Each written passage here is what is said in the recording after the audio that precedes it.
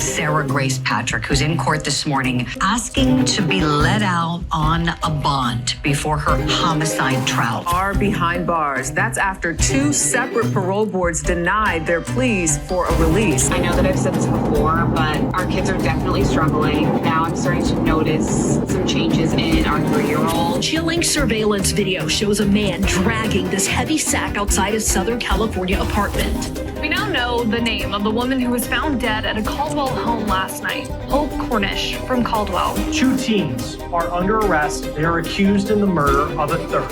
I did not do none of this.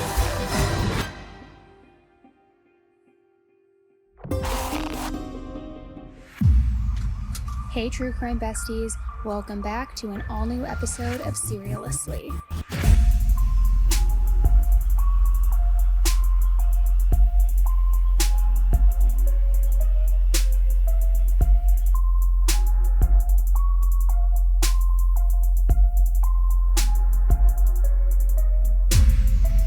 Hello. Welcome back to an all-new episode of Seriously. With me, your host, Annie Elise.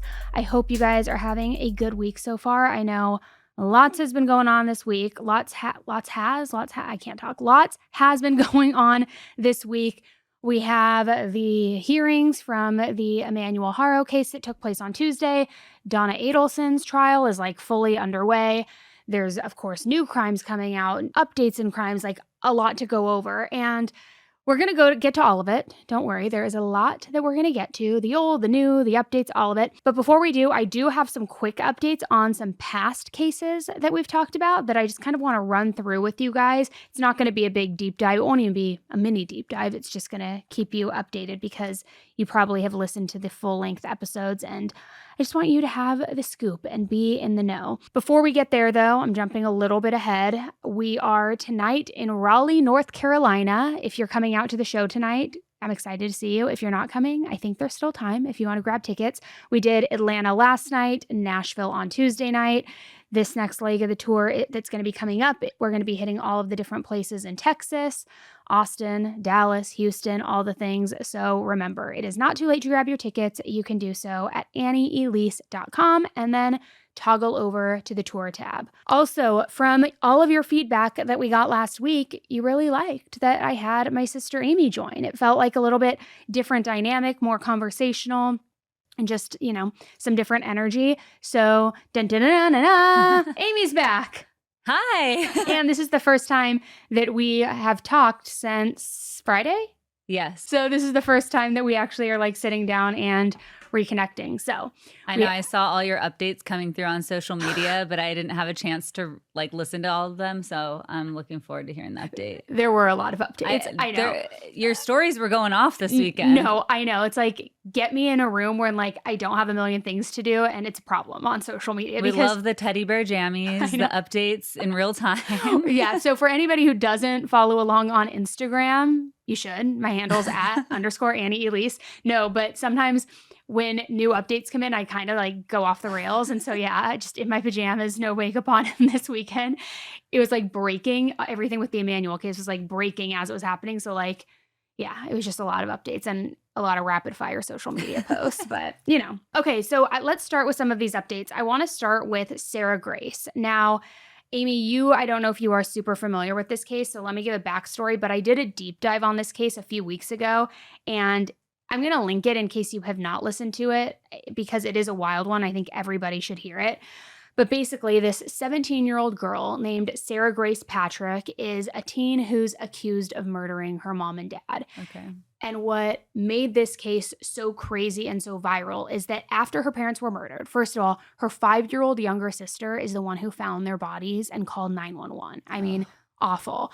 So Sarah, before anybody knew what had happened, Sarah Grace took to TikTok. She was begging everybody for help. She was DMing content creators, being like, can you cover our story? We're trying to figure out who did this to my parents, my poor sister who found them.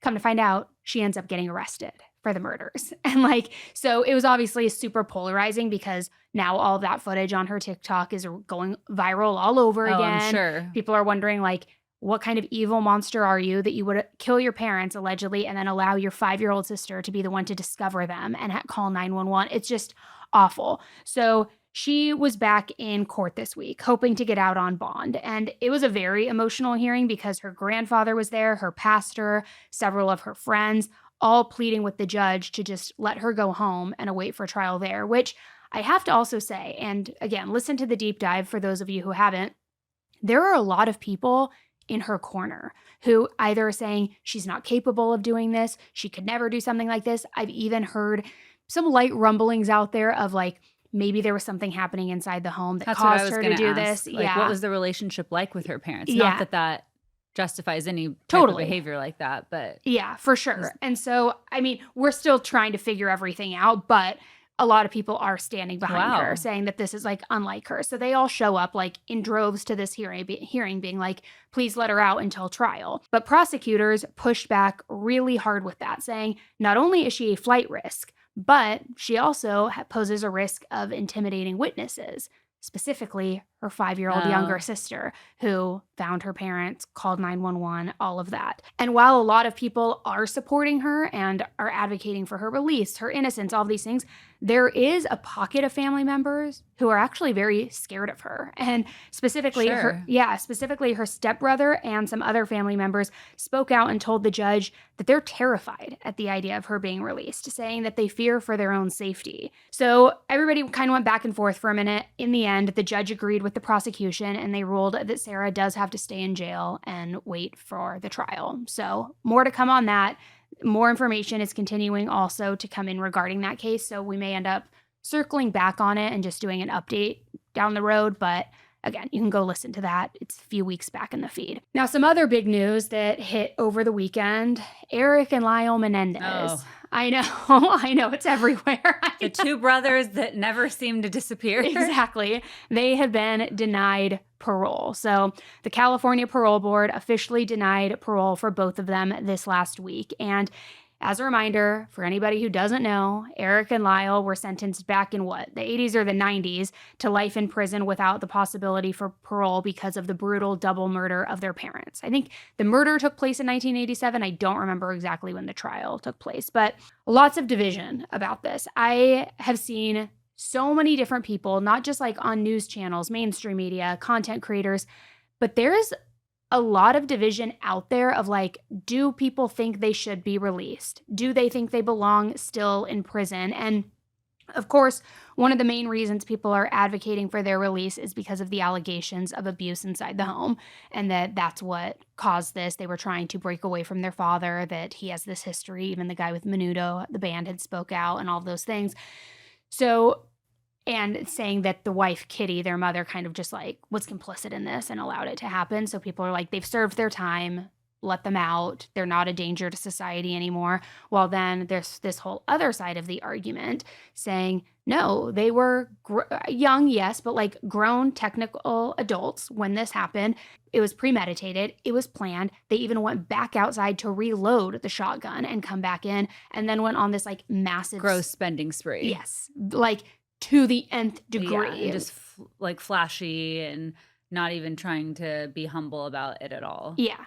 Saying like that was the motivator in all of this. Well, then, and when this whole parole hearing came back up, just what was it, a couple months ago, I thought that it looked almost maybe likely that was going to happen. Yeah. But then didn't some of the statements that they had made that came out that were compelling enough to maybe change this ruling come back as then being false and not proven? Some of them did. And I think, and I don't quote me on this, but I think with Eric, because honestly, like I just haven't been following it that much. Like, not to say I'm not interested, but like, I'm not really that interested. Like, like, I'm sorry, I'm not. Like, they're serving their time. I'm not like on the LA Innocence Project trying to get them out, but like, it's above my pay grade on if they should be released or not. But from what I did tap into and see over the weekend was that it appears that Eric was first denied parole before Lyle before Lyle had his hearing because of his behavior while he's been incarcerated. And I saw some fair arguments on that too, though, because I saw some people being like, well, yeah, if he thought that he was spending the rest of his life in prison, he probably didn't get how he was acting. Had he known that he was possibly up for parole after 20 or 30 years or whatever, like maybe he would have acted differently. So I can see both arguments. I don't know where I really sit with all of this. I think that it's not a clear-cut case or decision. I know a lot of people always ask me my opinion on it and want me to do the deep dive on it, but I intentionally stay away because it's so controversial. What do you think? Well, I think too, what's interesting about this case is it's similar to a Lacey Peterson or an O.J. Simpson, where our generation watched it in real time or close to real time. Not that old. Okay, well, why are you throwing us under the bus? But then now the new generation who's watching it has a completely different perspective. And so I think those are a lot of the people who are advocating for their parole as this younger generation who's experiencing like listening to this and learning about it for the first time. They relished in some of the notoriety a little bit. The spending was... Oh, you're talking like immediately following the murders. Yeah, they loved the limelight. Yeah, they loved the limelight. Yeah. And so to me, I think that kind of contradicts some of the messaging that's coming about now. But obviously, I don't know enough to speak to whether the abuse was happening or not. And obviously, if it was, that's awful. And I don't know, how maybe that affected them growing up. Even when there's, it's tough because it's a fine line. It's like, even if there is that kind of abuse happening inside the home, it doesn't excuse murder in such a calculated and premeditated way. I don't know. It's tough. It's tough. Such a brutal way. Yeah. And the mother too. And the money of it all. That's a huge factor in this. It really is. Mm-hmm. It's funny because you just brought up how we lived through this in real time, just like OJ and all of these other major cases that are now resurfacing that Ryan Murphy's putting out on FX and all of these things. And the younger generation, it's almost like they're seeing it for the first time and getting a whole new lens into it, and only like one lens maybe. And you know what? When you said that, it brought to mind Gypsy Rose. Because if you remember, that wasn't even that long ago, but we lived through that. And we remember when that was in the headlines. And when she was released, everyone came out supporting Gypsy Rose. She's the victim, this, that. She is a victim. Don't get me wrong. What she did to her mother with her boyfriend and like how she basically like, I don't want to say brainwashed him into it, but like brought him into it and all these things, like everyone was riding so hard for Gypsy Rose when she was released, and it was the younger generation. And now the tide has totally started to shift and people are back against her and like realizing how awful it is, especially because, gosh, when was it? I think it was maybe a year ago, maybe a little less. Her mom's crime scene photos were released. Oh. That is something I would not wish on anybody to see. I stumbled across it accidentally, and it is so god-awful and horrifying. But I think when people then saw it and also saw how she was like, I'm having a hard time. You guys know I need a thesaurus. Like not tricking her boyfriend, but like manipulating. Yes, thank you. That's the word. Ding, ding, ding. That's the word. And it's not even a fancy word.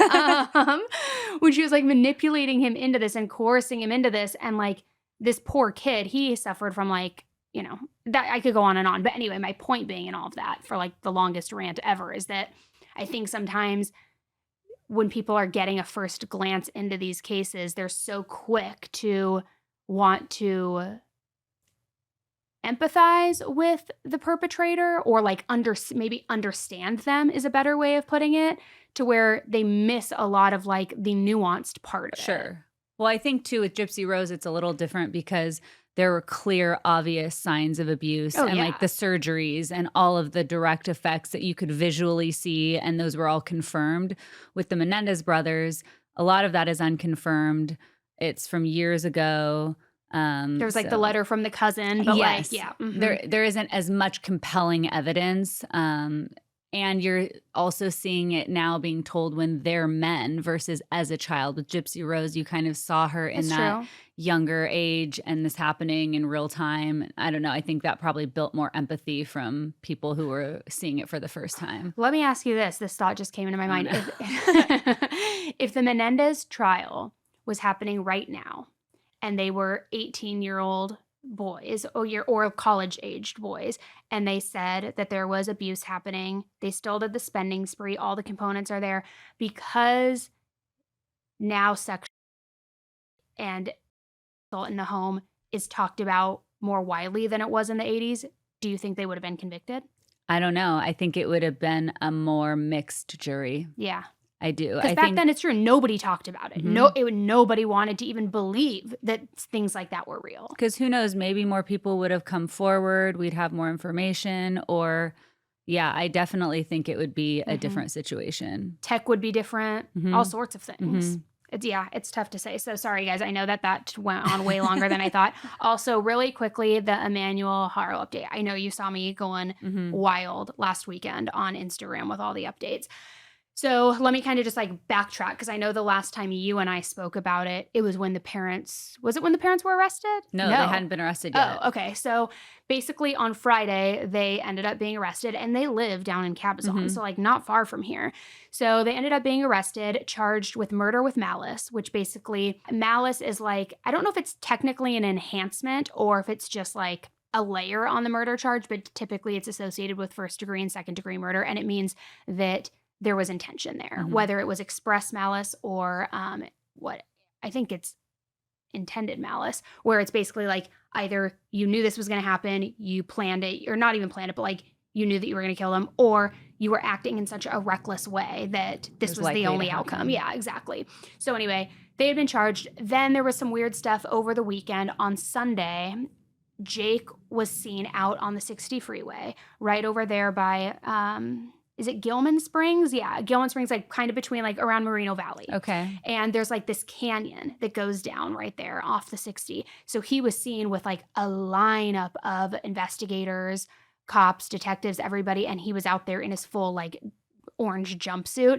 So there was a lot of speculation that he was leading them to Emmanuel's body, trying to flip on Rebecca, which I think he was going to flip on Rebecca from day one. I've been calling that. Because didn't you say they got separate attorneys now? Yeah, which isn't always weird, because sometimes you do need separate representation, but like the attorney kept saying, you need to talk to Rebecca. Back in 2018, everything with his 10-week-old daughter, he flipped on his ex Vanessa. So it's like, it just seems likely that that's what, I don't think this guy was out there on the 60 freeway out of the kindness of his heart, taking accountability, but they announced that they did not find him. Okay. So I think there's a few different things with that. And this is at the time of this recording, guys, so maybe there's going to be an update. If there is, I will put it in the show notes.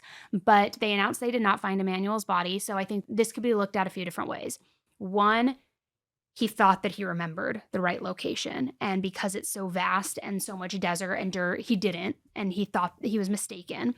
Two, he's sending them on a wild goose chase, just kind of like Casey Anthony. Yeah, exactly. Just taking them all around. But it's also kind of like, well, there has to be some sort of loose confession weaved in there if you're taking them to a site. Like, obviously, you would have knowledge, even if he says it was Rebecca, who knows?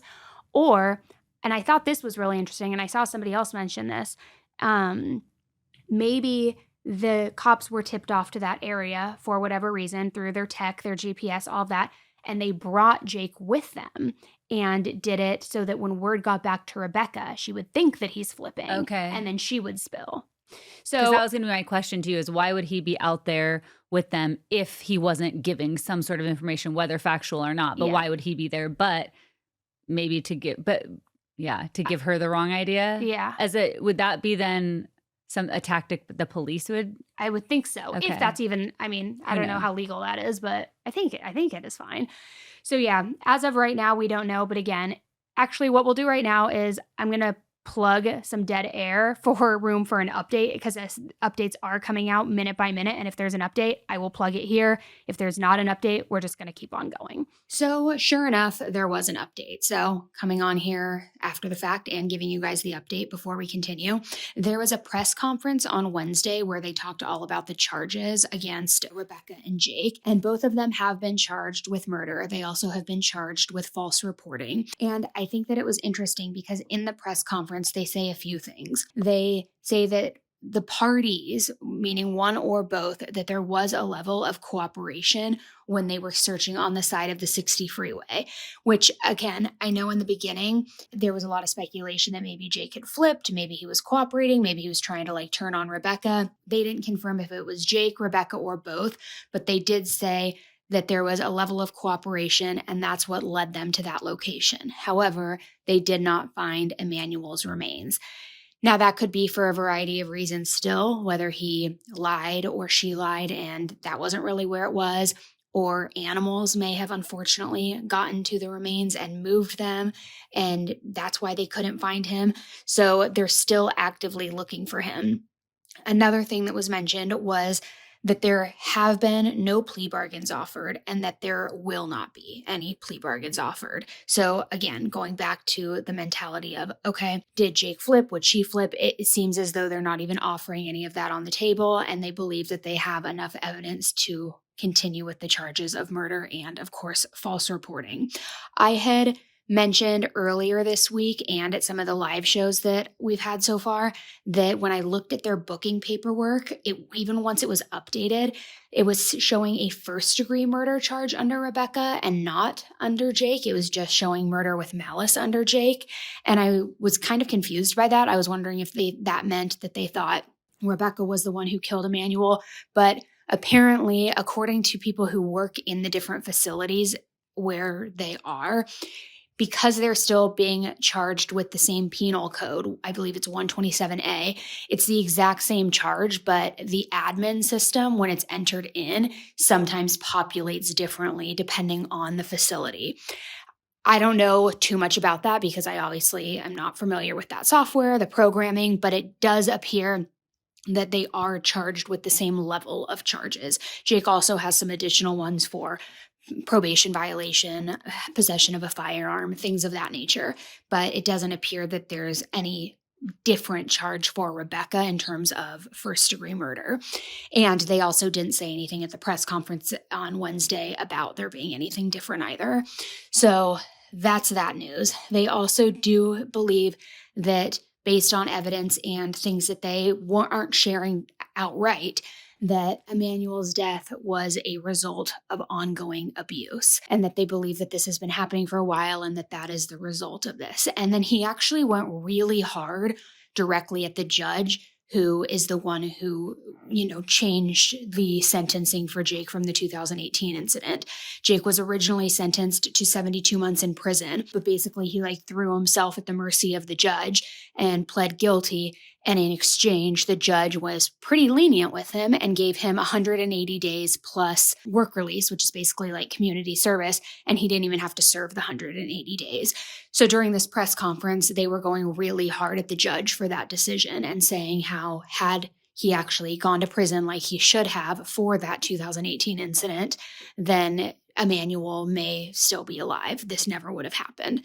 So I thought that was really interesting. Other than that, they said that there's no other suspects at this point in terms of other involvement or other family members who may have known something. They said they're not taking that off the table, but at this point, they don't have any reason to believe that there's anybody else involved. They have also, what else? They said that the report of Jake confessing to a fake inmate in prison was not accurate, that was just a rumor, and that there has been no confession from either party at this point. They also made it a point to kind of go pretty hard against social media and people who have been reporting on this case just because of the level of speculation and theories that have been put out there that have been inaccurate. Although they did thank mainstream media for reaching out to them to actually get quotes and then quoting them accurately. And let me think. Other than that, those were really the big takeaways. Their next court hearing, which will be their official arraignment, I believe, is going to be on September 4th, so next Thursday. But that's really where we're at right now. So I will definitely keep you updated on what happens in this case. I may end up doing a full top to bottom single video or episode on this case too, just so that all of the information is in one place, but it's one that we will definitely be following closely. Okay, so I know that those updates took a really long time. I thought it would only take me 5 minutes. I apologize, but I know that there's a case that you said you were bringing to the table today that you want to talk about. Take it away. Okay. So this one's really sad. This one comes out of New Hampshire from last week. And it's just one of those stories that makes your stomach turn because you can't really figure out why something this tragic had to happen. But last week, in an apparent murder, Emily Long, who's 34, she's the mother of the family, tragically shot and killed her 48-year-old husband, Ryan, her 8-year-old son, Parker, and 6-year-old daughter, Ryan. For some reason, they did have another toddler in the home, but luckily the toddler was left unharmed and no injuries. But unfortunately, the other 4 family members were killed. How old was the toddler in comparison to the 6-year-old? 3 years old.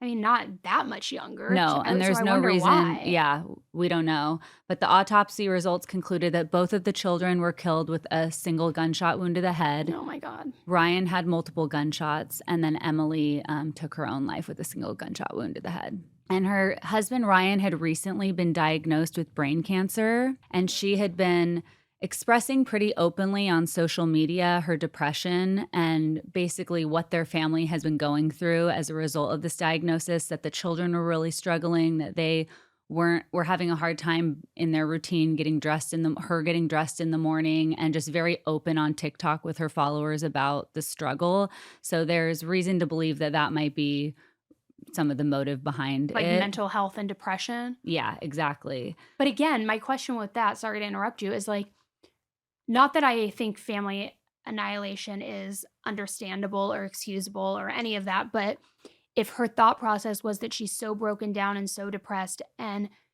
so distraught at her husband's diagnosis that she has no other way out for her family but to take everybody's life, why leave the 3-year-old alive? I know. That's the big question. But that's really, I mean, there's so many heartbreaking things, right? You have this husband who's obviously already going through cancer, and I'm sure that was taking a huge toll on him as the father of the family. But then you've got the other 2 kids that passed, and then you have this toddler who's growing up without their siblings, without their parents, probably with a lot of questions, wondering why. And yeah, I don't know why. That I would also she imagine felt- like once they're older, survivor's guilt even. Like, Well, and I'm wondering know. maybe she committed the first 3 murders and then couldn't bear to continue going, and that's when she took her own life. I'm Maybe. not sure. oh God. Yeah, she was very open and raw in expressing that she had been struggling with depression. In fact, only days before the tragic event, Emily released a few videos that will break your heart. I have a few, so take a listen. Okay, I put makeup on and real clothes for the first time. Basically, makeup since we went to the Cape in July, and real clothes in God only knows how long. So I'm trying to get myself out of this rut. I know that I've said this before, but our kids are definitely struggling. And now I'm starting to notice some changes in our 3-year-old, which is tough because he's too young for therapy. I know that people are going to say play therapy. We've done that before, and I just don't really see the benefit in it. And he's too young for talk therapy, obviously. But like, for example, last night he just couldn't sleep. He was up all night long. He was crying. He's never like that. And I've been starting to notice him stirring more at night and just have a harder time. And it's just devastating. But I am determined to create normalcy. We're going to go down the street to our neighbors who are our close friends with a bunch of our other friends. I don't think that my husband will come. Maybe he will, because it's right down the street. It's just a couple houses down. But it's important for my kids to be with their friends. And I have been struggling so much and really depressed and just have really become reclusive and just wanted to be with my kids and my husband. And while that might feel good for me, I don't think that that's good for me. So that being said, I am making a change. It is starting today. I am going to start getting dressed. I am going to probably not put makeup on because I don't really wear makeup very often unless I'm going somewhere, but I need to become more social again. I used to be like the most social human on this planet. In the past month, I have basically declined 98% of all offers, and my kids need to be with their friends.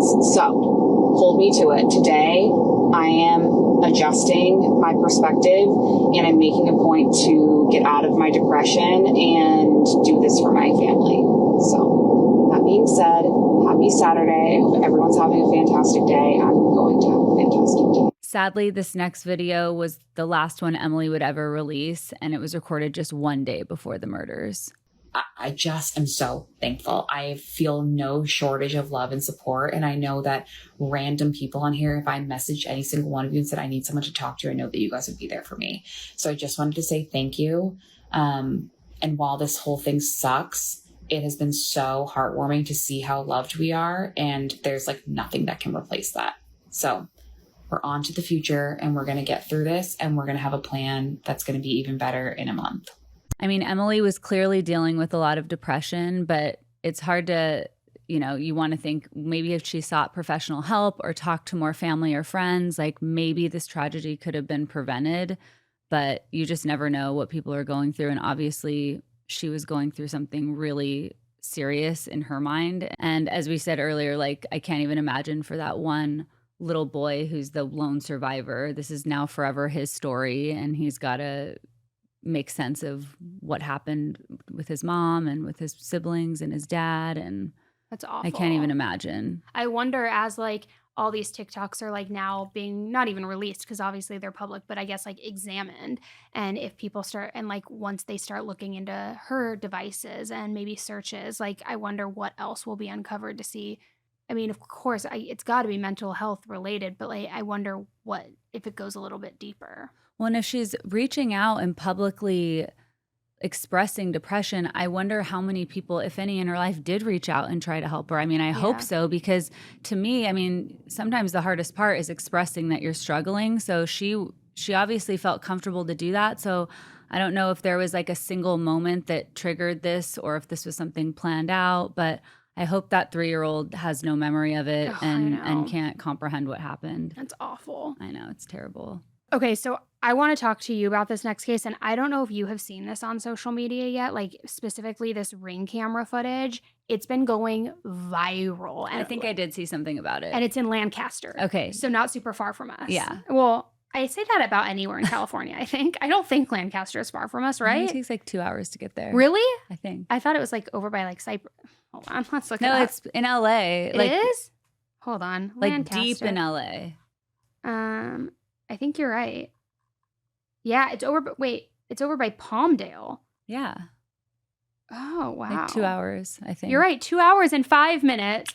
Would you look at that, O'Brien? I was just bragging over the weekend how when we were in Toronto and you asked me what the water was, I'm like, I'm pretty sure it's one of the Great Lakes. And I'm like, my geography skills are getting better and better with age. I know, Ma, is this the Atlantic? What is this? And meanwhile, here, I thought Boston was below New York the whole time. No, that was kind of mind-blowing, I will say, when we pulled that on a map. And that is why we're blonde.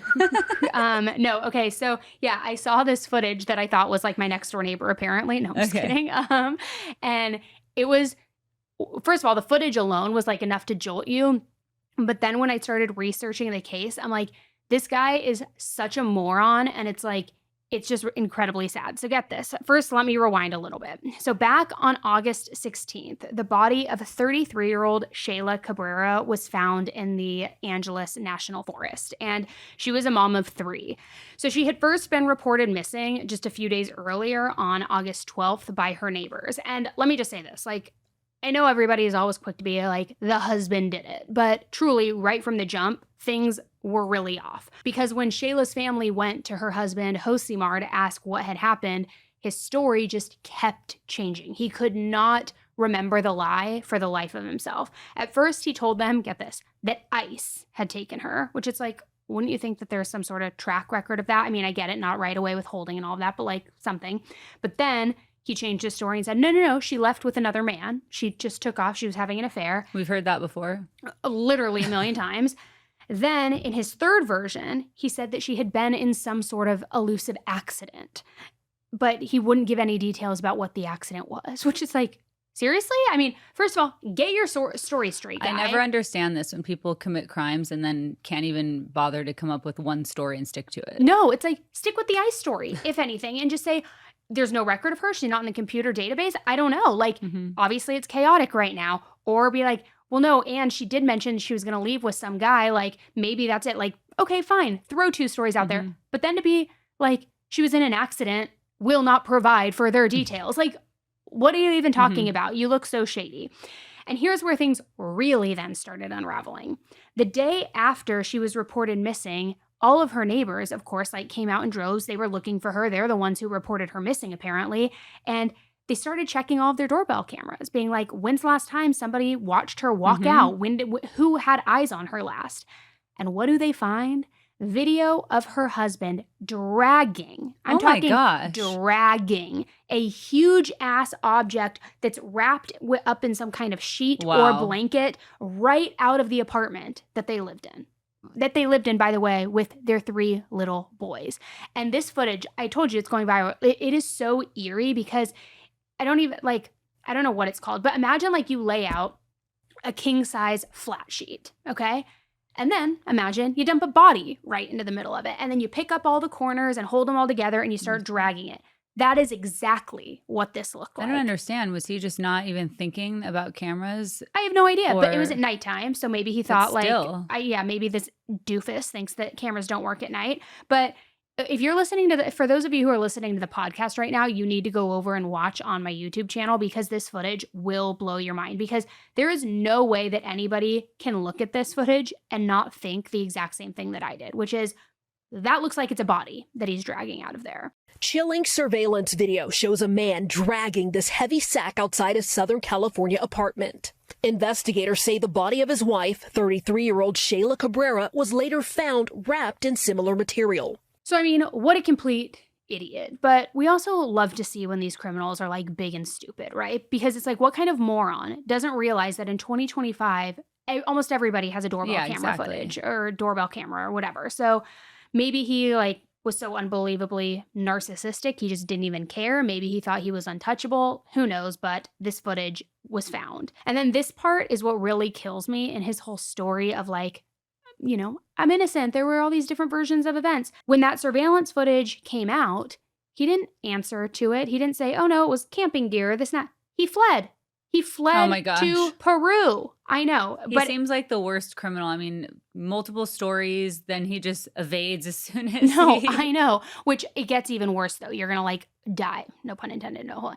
It gets even worse though. You're going to like freak out when I tell you this next part. So we all know like nothing screams innocent. Like I'm going to flee the freaking country and grab my kids, hop on a plane and go to South America. But that's what he did.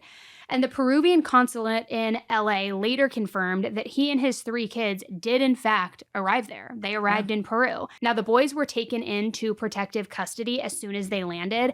But here's the catch. They could not arrest the husband because there wasn't a warrant out for him yet, which I don't understand how there wasn't a warrant at this point, because it's like, obviously, if you're working with like the consulate and you're now taking the kids into protective custody, like how is there not a warrant? I think it's kind of like they dropped the ball unless they truly just didn't have enough evidence. I don't know. So they grab the boys but they can't do anything with him. Now they finally do issue a warrant for his arrest, but big surprise, big shocker, he's nowhere to be found. And of course he's in hiding, right? He knows they're onto him. He's now in another country. He has the opportunity to like get ahead of them. So who even knows where this scumbag went? At the time of this recording, he still has not been found. Oh my gosh. And Shayla's mom is begging the U.S. authorities to track him down. She also told the police that just days before Shayla went missing, she had confided in her mom that she was planning to file a criminal report against her husband for psychological and physical abuse. Oh, okay. She said, quote, "She told me that he hit her, mistreated her, and even slapped my youngest grandchild, who is only 3. And it wasn't just her mom either. Friends and neighbors have also come forward saying Shayla told them the exact same thing, that she was being abused, that she was planning on taking the kids. She was going to leave him, like leave his sorry ass. So I think it's pretty clear what probably happened here if you're like looking at what the most likely scenario is, right? He knew that she was going to leave. He said, absolutely not. You're not taking my kids. You're not leaving me. So he probably killed her and then took his kids and fled. I just really hope it doesn't end up in one of those situations like Susan Powell, where remember when like he then lost custody of the kids and all that and he took their life in his own, like we'll see how it ends. Hopefully that is not the ending. I hope they find him soon. I know. So the case has been handed over to the LA DA's office and they say that they are, quote, working on obtaining the necessary documents to secure his return to the United States. But let's also be real when we say that, okay? He's in a whole different country. He could have a fake ID by now, a whole new name, you know, kind of completely under the radar. It also brings me back, I don't know if you're familiar with this case, but Caitlin Armstrong from, gosh, the state is blanking on me now of where it all went down, but it was like a love triangle murder. It was like this little like bicycle group. And then she fled to Costa Rica and got plastic surgery, a whole new face, new passport. So it's like, who knows what resources he has at his disposal. So I don't know. Well, and at that point, it's like, why not just let your wife leave you? Like, what was the point? Now the children are on their own in another country and he's fleeing. So Yeah, so as of this recording, they haven't found him, but I don't know. My heart breaks for Shayla and their 3 boys. That is awful. And it's just beyond frustrating knowing he's out there, he's living free. They're all yet stuck here and they're like picking up the pieces and trying to make sense of this and figure it out and like figure out how this happened, why this happened. Because I'll tell you right now, if those were my kids and if Jeremiah ever fled with my kids, you bet your ass I would be all over that. Like I would be trying to bring him back in any way. Obviously, like in this situation, we know that it would be the grandmother who's doing this, but it's just really sad. That is really sad. I'd make you fly to Peru. Oh, you knew I would. I would. Did you say I know? You know I wouldn't. No, I said you know I would. Oh, played me. So yeah, it's an incredibly sad case. Now I know you have another one that is kind of similar in terms of like a father who's a dirtbag and all of that you had mentioned. Yes, and this is also it was intended to be a murder, but didn't end up that way. Jeez, a lot of murder. Yes, and a lot of parental crimes. Yeah. Which is so heartbreaking. I mean, unfortunately, they happen a lot. Yeah, I know. So sad. This is about 51-year-old Delbert Cornish, who had been arrested after admitting to shooting and killing his 18-year-old daughter, Hope Onyx Cornish, in the early morning of August 18th. What? And that was his adopted daughter. He confessed to the killing, telling investigators that he had been planning to kill himself and his children for over a year, and that the plan was tied to his frustration over the bullying of his kids by his brother who lived with them. Hold on. I know. Okay, so for over a year, he contemplated taking the life of his kids and himself because his own brother, the relentless bullying, was bullying his children. Yes. Not that I condone murder, but if you're going to murder anybody, why not just kill your brother? I don't know. Make the bullying stop and then live happily ever after with your kids. That's what I thought when I first read it. And I had to reread it because I'm like, wait, who was doing the bullying? And it's your brother? But according to the documents, Delbert apparently cried while being questioned by police and even had the nerve to paint himself as the victim. He was telling officers he's an alcoholic who struggled with depression. And during that interview, he revealed that he had purchased the gun a year ago and had come up with this whole plan. But the plan had been ruined because his eldest son violated parole and went back to prison. So I don't know what role the eldest son had in this whole thing, but basically when he went back to prison, that spoiled the plan. Maybe his plan was to kill both of them, and he couldn't now because he was back in prison. Maybe that was the only part of the plan. I don't know. I don't know. But Delbert continued to walk officers through his day, including how he contemplated when and how to kill his daughter. He said that he stood outside of her door trying to decide what to do, and then just in a flash decision, when she walked into the bedroom, he shot and killed her. Oh my God. And how old was she? She was 18. Ugh. And then the worst part of this is he admitted to police that he stood over her body for over 20 minutes and listened to her gasp for air as she died. Oh my God. Yeah. I mean, how heartless could he be? What a monster. Oh my God. And so then after she had passed, I know that it even gets, like, it continues to get bad. He went and then killed her cat, who was like her beloved pet. And then after he killed her, he decided to wrap her in a pride flag, and it was his way of, quote unquote, honoring her. So was she getting bullied for being gay? That's kind of what I was getting. That's kind of what I started to conclude from this. And so I think he felt like he was doing like right by her by wrapping her in that flag. He said he went into a fit of rage, punching holes in the walls and taking a hatchet to Onyx's bedroom door. He then wrote the confession note, drank a bunch of bourbon, and then settled in to watch TV until his 15-year-old son came home from school. And yeah, just hanging there until his son came home. And then his poor 15-year-old son gets home from school, sees his dad belligerently drunk and his sister dead on the floor, which like I can't even imagine. The son said that the dad tried to convince him to check on his sister to make sure she was dead.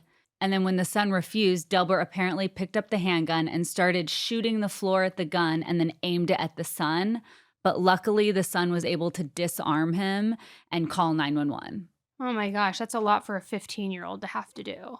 Well, yeah, and I just feel like that plan went awry. I mean, you have this plan for a year to kill all your children. Now you just shoot your daughter when she walks in, decide to drink, wait for your son to come home. I mean, Have the whole him thing check is, on her. Yeah, it makes no sense. No, I know. The whole thing is crazy. So police were able to track Delbert about 50 miles from home later that night, and he's currently being held in Canyon County Jail facing first-degree murder, aggravated assault, and a weapons charge. His next court date is scheduled for September 3rd, and I really hope that they throw the book at him. Yeah. But I mean, I do want to take a minute just to talk about Onyx in all of this because she deserves better than this. She was 18, full of life. She loved heavy metal. She worked nights at Wendy's, your favorite. I love Wendy's. And she had been sober for over a year now and was working hard on trying to turn her life around. God. She really deserved better in all of this. So what a piece of shit. I know. That's awful. Ugh, that's awful.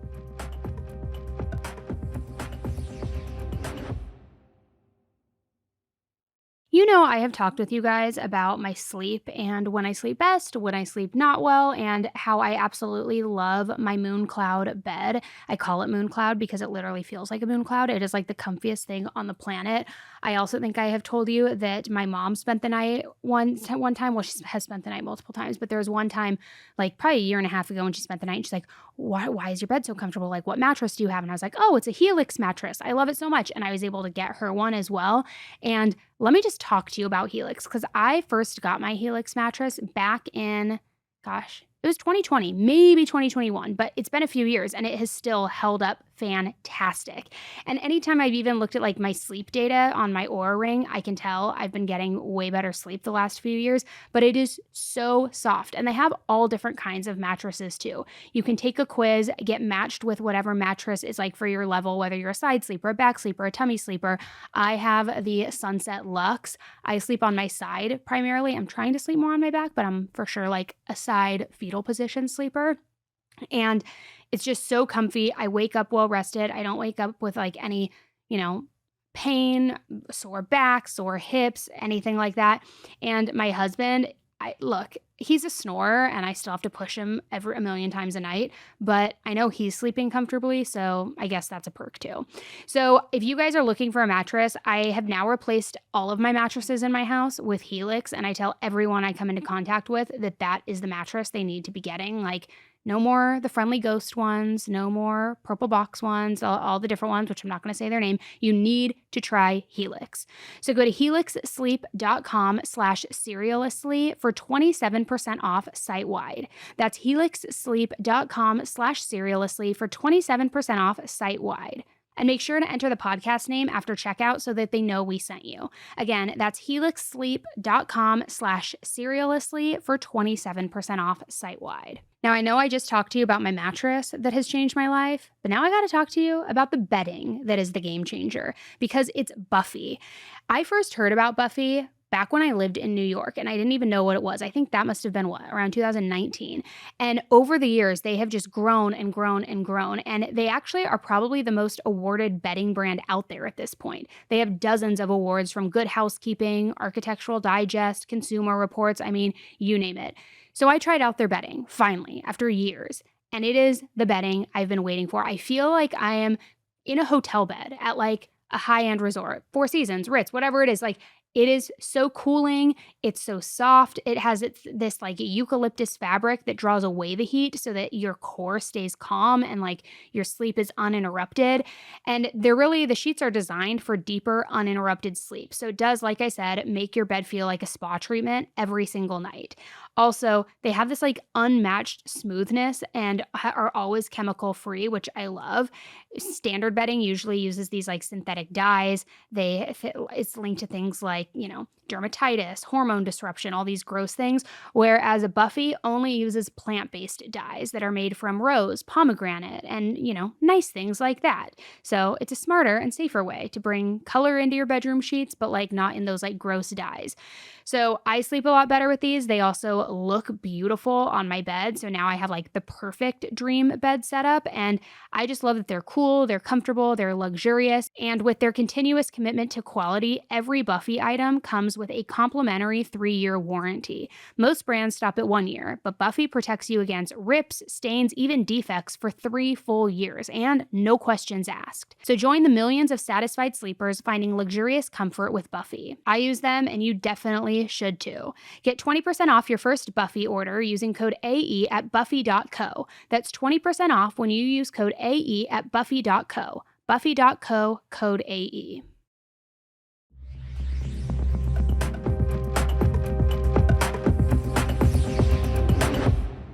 Okay, so this next case that I'm going to talk with you about is probably going to enrage you because it's like young kids. It's so senseless.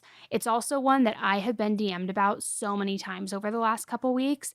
And I haven't really seen anybody do a deep dive out there in a big way. And so for those listening, if you want me to do a deep dive into this, because there are a lot of people involved, I certainly can. And there's a lot of like, what's the word like the new kids are using? Lore. There's like a lot of lore behind it with like past charges and things. But let me break it down. So back on June 24th in Johnsonville, South Carolina, which is about 45 minutes away from Myrtle Beach, it was right around midnight, just a quiet summer night that suddenly exploded with gunfire, just out of nowhere, out of the blue.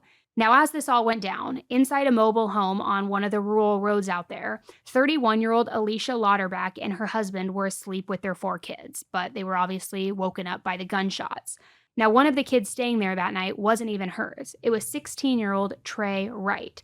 And Trey was practically like family for Alicia and her husband and her kids. His mom had moved out of town, so now he was living with Alicia's family for the summer. He would spend his days going to football practice, hanging out with all the neighborhood kids, kind of just getting ready for his sophomore year of high school when all of this just, tragedy struck, because that night everything changed. See, just a few weeks earlier, Trey had met this girl, a 17-year-old girl named Gianna Kistenmacher. He met her through this guy named Devin Raper. Now, Devin was 19 years old, and he was from the Myrtle Beach area. And while Trey really hit it off with Gianna, and the two of them started dating, she was still apparently involved with Devin. So it was very, very messy. And friends later said that Trey started to feel like he wasn't good enough for her. But he really did like her. He felt like, he was super into her. He felt like she was a good fit. Now, there was kind of this love triangle that started brewing between the three of them, but he wasn't a fighter. He wasn't somebody who was confrontational. He wasn't somebody who was violent or aggressive. And he never thought that anything serious would come from this. It's, it's young love. It's how many times can you think back to like middle school or high school even, where it's like maybe there's this weird jealousy or something, but it's like you never think it's going to. It's pretty typical. Yeah. Have you ever watched Dawson's Creek? Right. I mean, come on. Like, how many love triangles have I been in high school or junior high? Really? Were you at a lot? Not like love triangles, but I mean, you like a guy, your friend likes a guy, or, You never think it's going to like end up in murder. No, of course not. I feel like that's just part of growing up. Exactly. So that's what Trey thought too. He's like, I'm not a fighter. I'm not confrontational. Like, this sucks, but nothing's going to come of it. However, there was now this like real beef that was starting to brew between this group who was now kind of like fighting for Gianna's love. When fighting for love, it's like you're 16. I don't know. I know, honestly. It reminds me, of Saved by the Bell, all of them. But all like the Dawson's classics. Creek, when they're so in their feelings. Oh my gosh. And they use like adult vocabulary. I know, I can't, even though we just did a rewatch of it. So anyway, quit trying to derail me. Sorry. No. So the night that all of this went down, Gianna had showed up first in this rural area that was next to Alicia's home, and she had asked Trey to meet her there. But then Devin and a car full of his friends just kind of showed up right after her.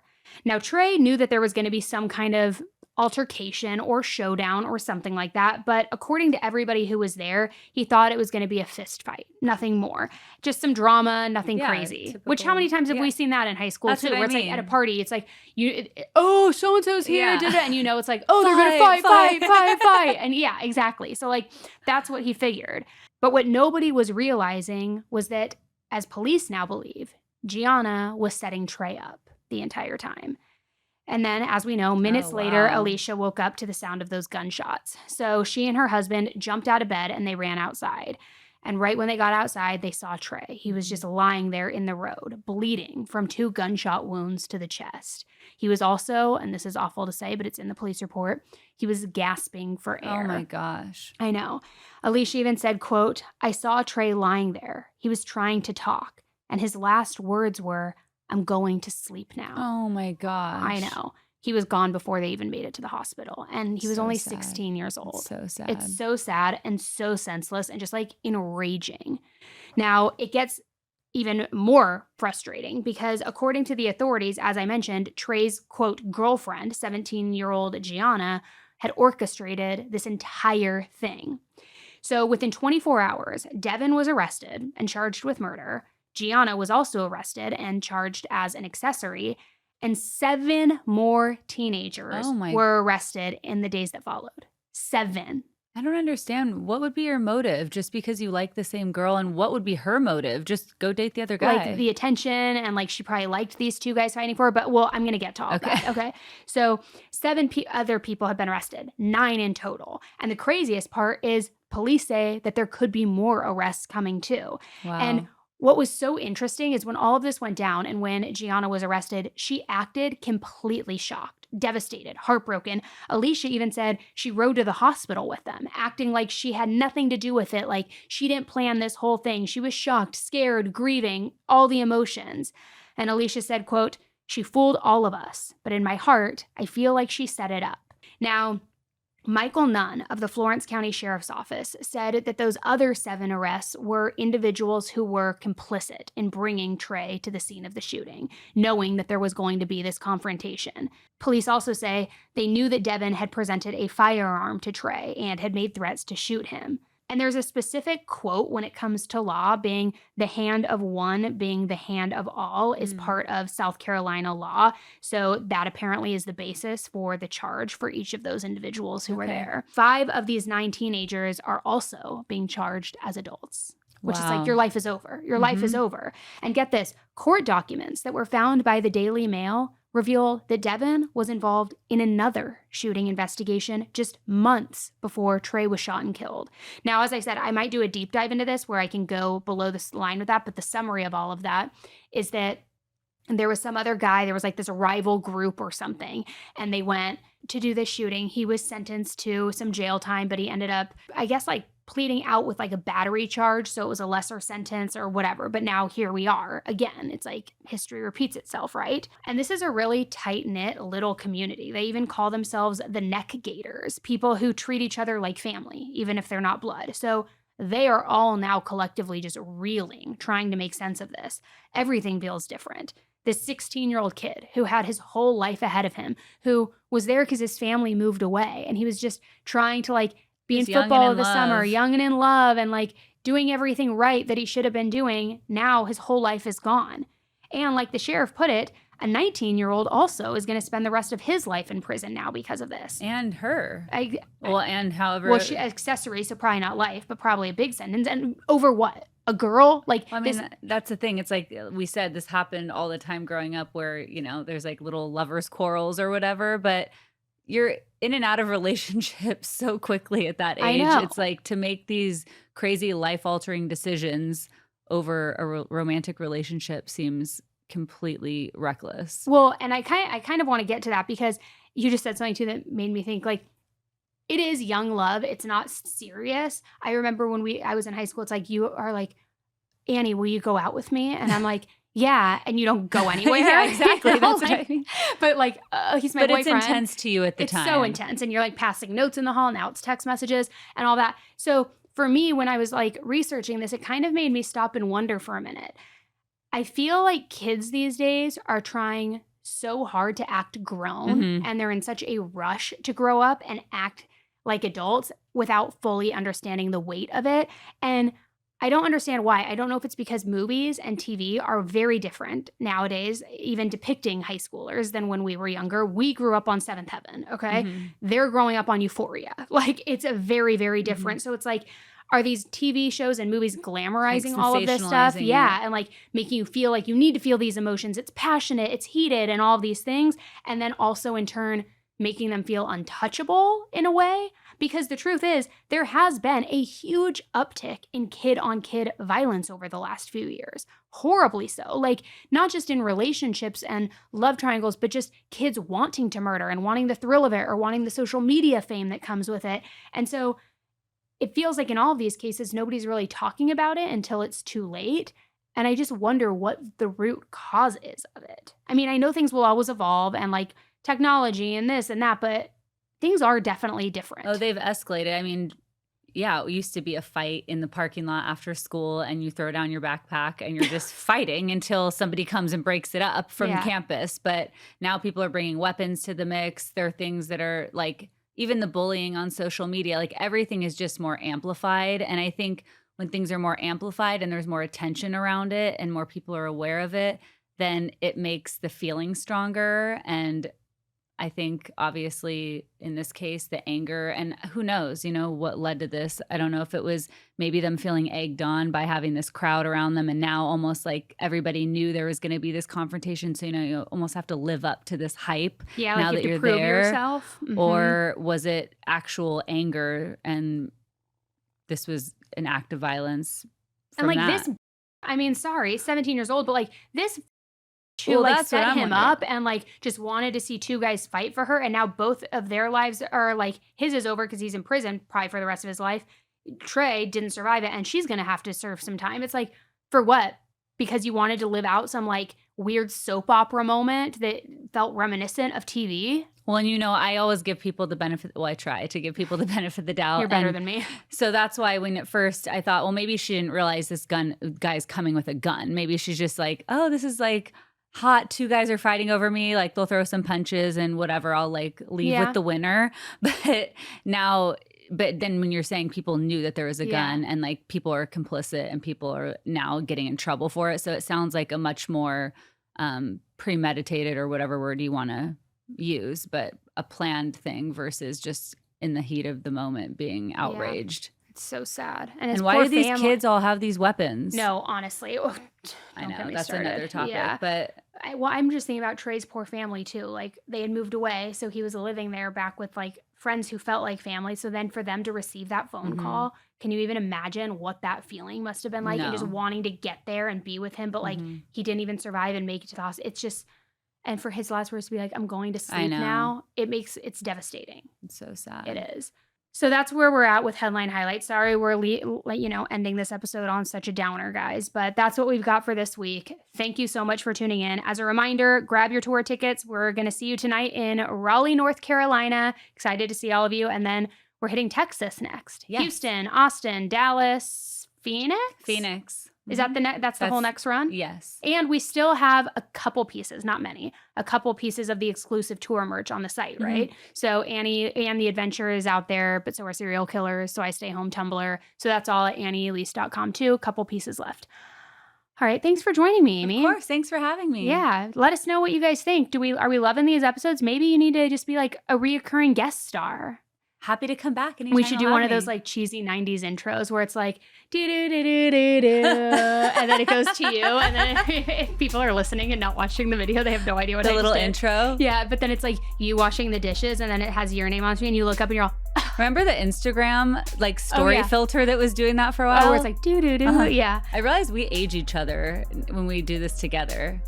What do you mean? Like visually? No, like we're just talking about Dawson's Creek and the Menendez brothers and I know. Yeah, get off my set. Just kidding. Thanks for joining. You're All welcome. Right, bye guys. Bye.